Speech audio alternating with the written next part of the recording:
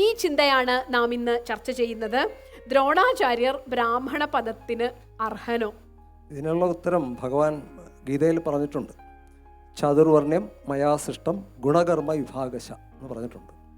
അപ്പോൾ ഒരു വ്യക്തിയുടെ സ്വധർമ്മം ഇതൊക്കെ നിർണ്ണയിക്കുന്നത് അയാളുടെ ഗുണങ്ങൾക്കും കർമ്മത്തിനും അടിസ്ഥാനത്തിലാണ്, കുലം കൊണ്ടല്ല.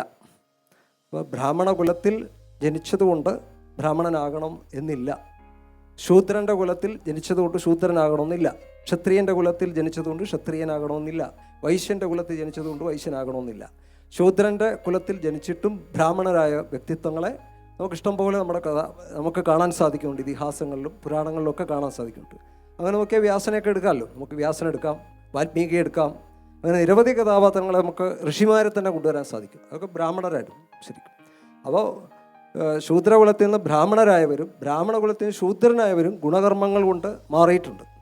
അപ്പോൾ അവിടെ ഈ 4 വർണ്ണങ്ങൾ ഗുണകർമ്മങ്ങൾ, ഈ 4 വിധത്തിലുള്ള ഗുണകർമ്മങ്ങളുടെ അടിസ്ഥാനത്തിൽ സമൂഹം മുന്നോട്ട് പോകുള്ളൂ. ഗുണകർമ്മങ്ങളെ പ്രതിപാദിക്കുന്നു എന്നതല്ലാണ്ട് അതിനൊരു ഉച്ചനീചത്വം കൽപ്പിച്ചിരുന്നില്ല. ശരിയായ രീതിയിൽ ഉച്ചനീചത്വങ്ങളൊന്നും അവിടെ ഇല്ല. ഇപ്പോൾ ശിരസ് പാദം വേണ്ടെന്ന് ആരെങ്കിലും പറയാൻ പറ്റുമോ?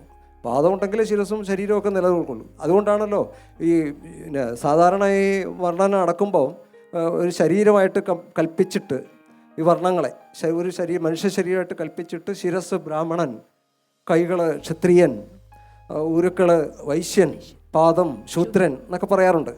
അപ്പോൾ ശരിക്കും പറഞ്ഞ് നമ്മൾ നമസ്കരിക്കുമ്പോൾ ഈ ബ്രാഹ്മണത്വം പോയിട്ട് ശൂദ്രൻ്റെ തലത്തിലാണ് പോയി മുട്ടുന്നത്. എന്നുവെച്ചാൽ അവിടെ നമസ്കരിക്കുകയാണ്. അപ്പോൾ ദ്രോണാചാര്യർ ബ്രാഹ്മണ കുലത്തിൽ ജനിച്ചുവെങ്കിലും അദ്ദേഹത്തിൻ്റെ ഗുണകർമ്മങ്ങൾ കൊണ്ട് അദ്ദേഹം ക്ഷത്രിയത്വത്തെ സ്വീകരിച്ചു എന്നേ പറയാൻ കഴിയുള്ളൂ. അതുകൊണ്ട് അദ്ദേഹം അത് ഒരു ഉപജീവന മാർഗമായിട്ട് അദ്ദേഹം എടുക്കേണ്ടി വന്നു. അത്രയും ദാരിദ്ര്യത്തിലായിരുന്നു അദ്ദേഹം പിറന്നു വീണത്. അപ്പോൾ അതിനെ ആ ഒരു മാർഗത്തെ, ആയോധന കലകളെ അദ്ദേഹം തൻ്റെ ജീവിത മാർഗമായിട്ട് സ്വീകരിച്ചു എന്ന് വേണം പറയാൻ, ഒരു വിധത്തിൽ പറഞ്ഞു കഴിഞ്ഞാൽ.